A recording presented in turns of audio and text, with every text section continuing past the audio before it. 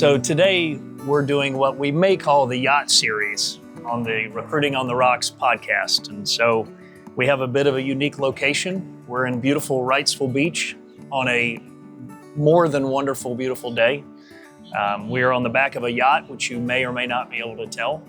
And as always, we're going to taste bourbons. This time we're going to attempt to blind taste 3 of them at 3 different price points. So my guest today is a good friend, Rich Lee. Rich, welcome.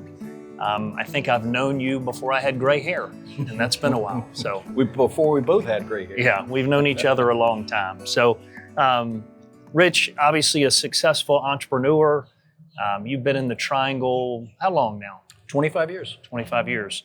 Let's talk a little bit about your background. You know, many people know who you are because you've had good success, but I think there's a whole generation of people coming up that are younger than us that would probably like to know a little bit about your background and who you are. And I think even people that know you don't really know kind of your whole story all the way back to your Florida days and beyond. So if you don't mind taking a minute and just kind of talking about, I know you hate to talk about yourself, but give me a minute about your background. Yeah, sure. Well, thanks for having me, and looking forward to the event a little bit later on. And I've probably been in tech now for, God, I hate to say it, I hate to admit it, 40 years now. And so I started out, graduated from Auburn University in 1987, went to work for a systems integration firm right out of school, and spent 8 years doing that. Basically, we integrated networks and systems and computers and sold printers and things like that to not only retail, but small and mid-sized businesses. So got my start right when kind of the computers were, the first IBM PC was coming online. Nice.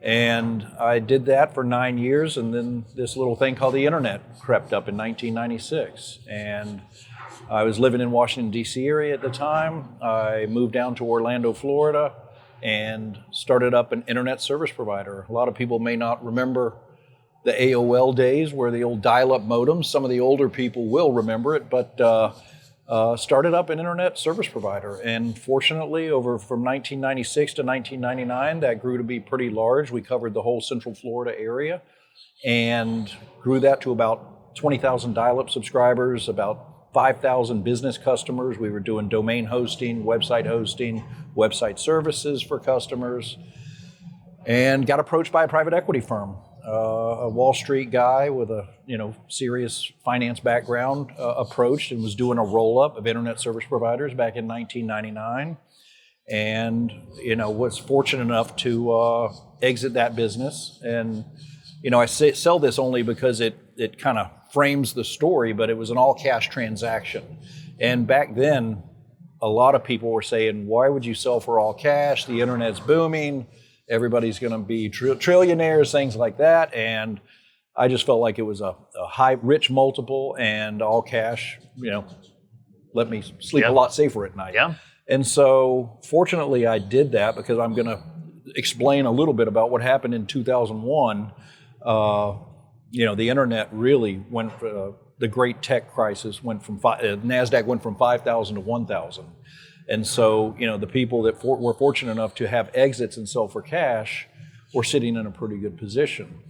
But I sold my business to kind of a Wall Street finance guy. We rolled up 44 companies in 18 months. It was absolute craziness back in those days. And the whole process was get big fast, get public. And I ultimately, in 2001, when the great tech crisis hit, that business ended up getting sold to Earthlink. But in those 18 months, I got the best education I could have ever gotten. I worked with private equity guys. I worked with VCs. We bought 40 companies. I got to understand a bunch of different tech businesses, due diligence, work closely with bankers. And so I got to learn everything about balance sheet, income statement, enterprise value to EBITDA, debt, coverage, loan covenants. And that gave me the confidence after I ended up leaving that firm in 2001 to go buy another company. And so I had a little dry powder in the bank, and I hired an M&A advisory firm, and I said, do a nationwide search. I really think data centers are going to be the next big play. Long story short, moved from Orlando to Raleigh by a bankrupt data center firm by the name of Utensi in 2001 for $375,000 out of bankruptcy, and grew that over many years. Did a couple little other acquisitions along the way to where I sold it. We had 5 data centers, and I sold it 9 years later for $310 million. And obviously, timing was good because we were buying assets that I could have never built in today's market. Data centers cost $7,000 a kilowatt to build today that I was buying for probably $700 a kilowatt. So there was some dislocation in the M&A markets, and it was just a good time to be a buyer. And if you had some operating experience and understood the business, we just slowly but surely built it up one customer at a time, one day at a time, and got that exit in 2010. I left that firm and retired for 7 years. And then my third tech company was a SD-WAN type of company. We were doing, much like you've got cloud storage, cloud computing, we were doing cloud networking. So we'd build out big cloud gateways inside of global data centers and let customers spin up and spin down network services, much like you can spin up or spin down compute and storage. Ultimately operated that for 3 years and got bought by a tech company by the name of Digital Realty Trust in 2021. And now I've been retired ever since, and here we are. Here we are. Well, that's a good segue, but we're going to taste bourbon first. We did it, as I mentioned, by price points, so we're going to do we don't know which is which. We may never know which is which, but we've got one in the $20 price range, which is this Big House, which is out of Louisville. We've got John J. Bowman, which is out of Fredericksburg, Virginia, which is unusual. I've visited that one. It's great. And then most people know Willet. When you think of Willet, you think of the pot still one. This is a very good one. So we're going to taste them and compare and see if it really makes sense to pay more for a bourbon. So let's grab the first one. That sounds good.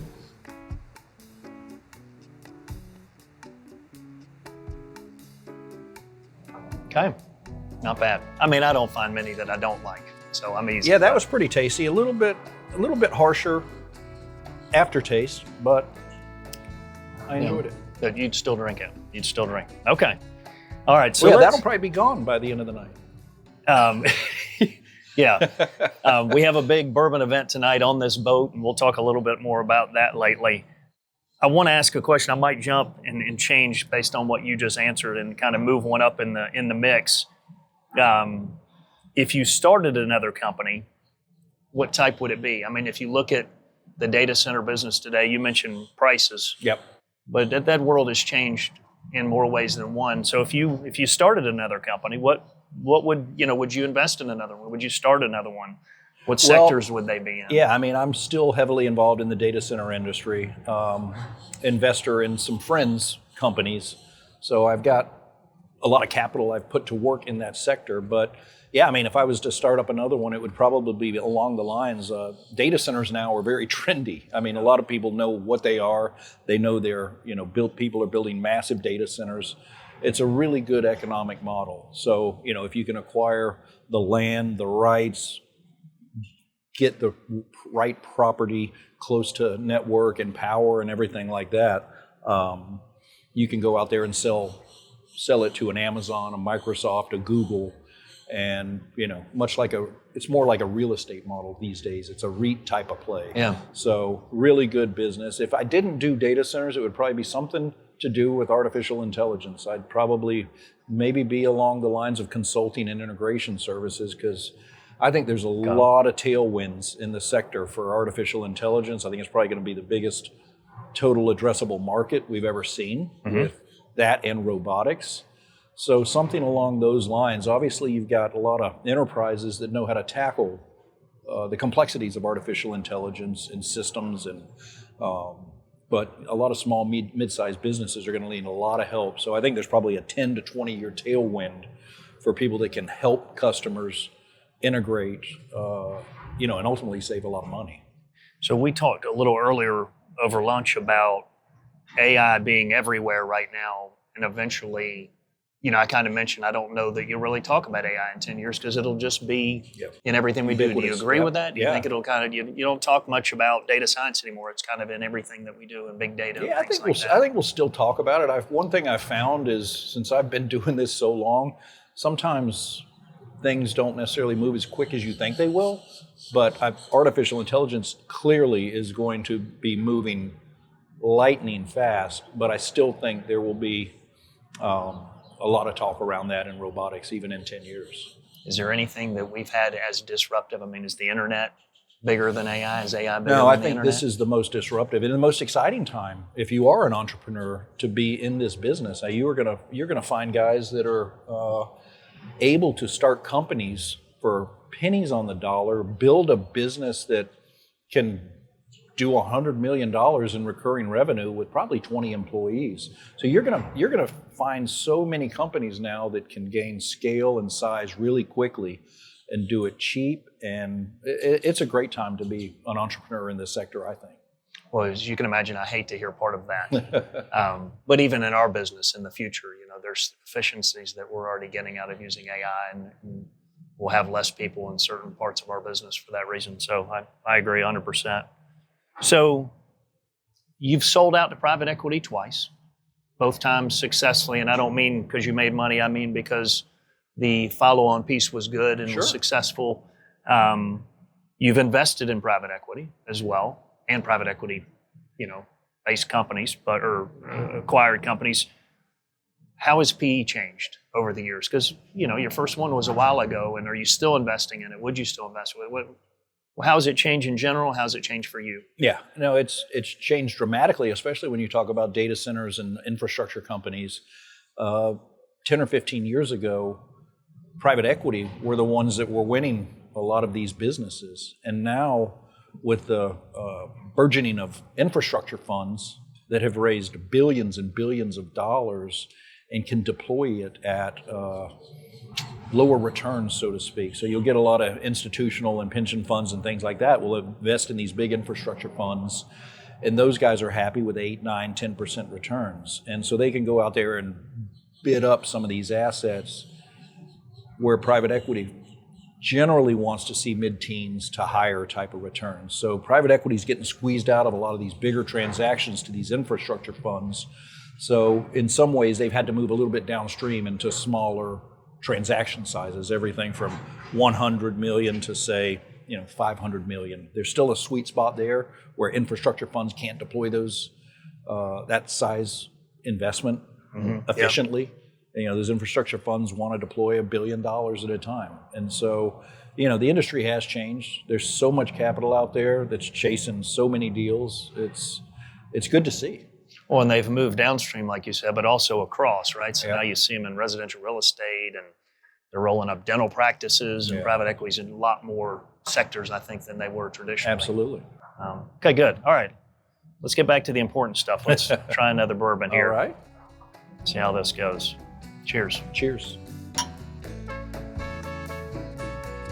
You'll notice there's more in your glass than mine because I've got to do a couple of these today. We'll see how you're talking on the third or fourth podcast. It could be ugly. I'll be putting Coca-Cola in these.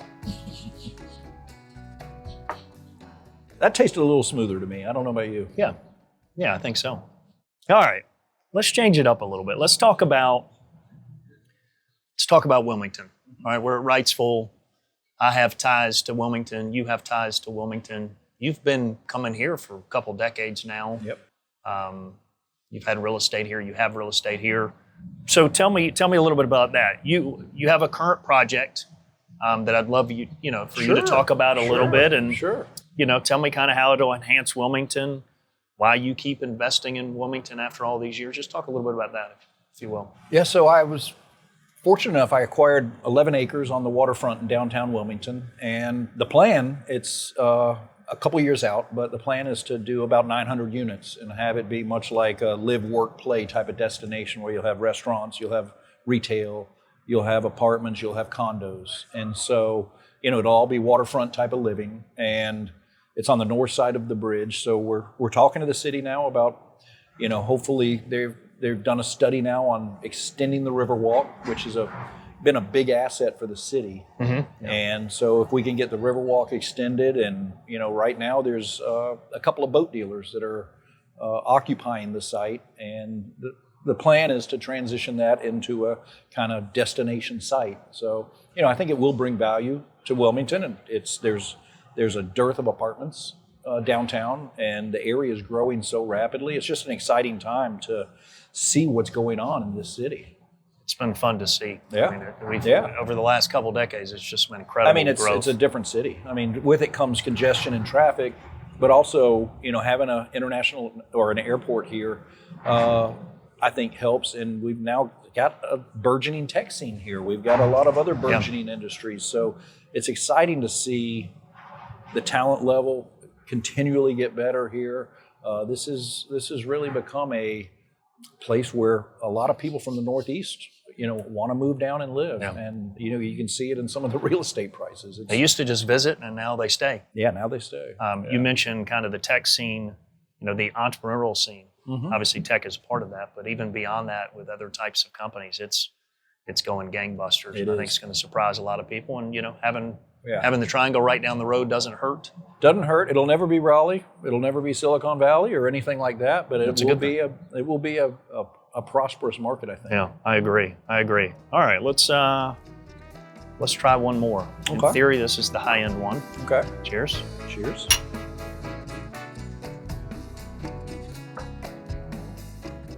It's yummy. I don't know that it's smoother than the middle one. I don't know if it is either, but I think it's my favorite. Yeah, it's good. It's good. So I heard you say one time talking to a group that the hardest day or the hardest part of the entrepreneurial journey for you was the day after you sold. Yeah. I think people were a little taken aback by that. And you're like, look, don't get me wrong, it was great. You have money in the bank. You feel like you've really had a big accomplishment. But you said in there, that Monday morning, you don't have clients to talk to or partners to talk to. You can't go see your employees and those types of things. Do you miss it? I mean, do you miss all of it? Do you miss a little bit of it? Is there another one in you? Would you do it again? No, I wouldn't. And that's not to say it's just, I've been very fortunate. I've surrounded myself with a lot of really talented people, and I've my job is, so to speak, done in technology. I've got an 11-year-old son. I want to be a great father to him. I'm investing in data centers. I'm investing in real estate. I've got a lot of projects. I sit on 2 boards. So I'm getting a lot of fulfillment that way. I just don't quite have the fire in the belly. And when I say it was one of the hardest days, it was probably one of the emotionally hardest days, because you get your identity tied up in these organizations. You develop close, friendly relationships with employees, with customers. And then next day, you wake up and you don't have anything to do. And so that's a little bit of a shock to the system. It's a good shock to the system, but it's still a shock to the system. There's been much harder days, obviously, startups, burning money, sleepless nights. Honestly, selling your business is one of the hardest journeys to go on. The due diligence process and having to, answer millions of different questions by private equity guys, cohort analysis, churn, all these things. Those become very tough and complex, and just the whole process is very stressful. So there's harder days, but it's hard from an emotional standpoint to sell and just walk away. Right. Well, I hear you. Well, let's end on this. You mentioned sitting on a couple boards. You've obviously sat on additional boards before that. How do you make a decision? Because I know I talk to people, obviously, career-wise, and some senior level executives, and board seats are kind of the next step, and I think people want to do that. They don't always know how to go about that. How do you decide what board you're going to sit on? I mean, you have your pick. How do you decide? Is it the CEO? Is it the other board members? Is it the company? How do you and finish with, how do you decide it's time to get off a board? Well, I think mainly there's a CEO relationship that I've developed with somebody. I've watched their business be able to grow. I think I can come in there and add value. And so that's really what excites me. I think I can learn. I think I can grow. And so right now I sit on an advisory board for a firm named OpEx Technologies. I've just joined another firm by the name of Cardinal Civil Contracting that's looking to really get into the data center sector. I think I can add value there. Just went public, right? Just went public, yeah. Exciting company, and know the CEO well. The culture they're building is incredible. And I want to be part of that journey. And to me, I can gain a lot of fulfillment from helping to add value to some of these companies and kind of keep my head in the game, so to speak. When is it time to pull away? And I know you've done some nonprofit boards as well. Is it just? No, I think generally it's at an exit. There's a lot of times when a new board comes in, I've never been really asked to leave a board, so I don't really want to pull away. But, hopefully I can just continue to sit on these boards until we get them to a point where there's a transaction and value creation. All right. Okay. So that was my last question, but I do want you to talk for just a minute to end with, talk a little bit about the boat. We're on this little dinghy here. Talk about that for you. I mean, that's been a big part of your life, and this is an incredible place. We're going to have a nice event here this evening with a bunch of investors and entrepreneurs and executives. So talk a little bit about the boat, whatever you want to talk about. Well, I mean, it's a 85-foot boat, and I've continued to, I've gone from 50 to 85 now, and I love the water, and I love the portability of this. Where it's going to be spending some time in the Northeast this summer. We'll be up in Nantucket, Martha's Vineyard, Newport, Rhode Island, then make a journey down. It's enjoyable to me. I like it. I like the ability to kind of have it, and go visit it, and you can make so many friends, believe it or not, on marinas, and it's just a fun lifestyle. Yeah. Well, congratulations on the success, and I'm grateful for you as a friend. I was grateful for you as a client, but more so the friendship, and I appreciate you doing this today and kind of sharing and being transparent and being open. Thank you. Happy to do it. Awesome.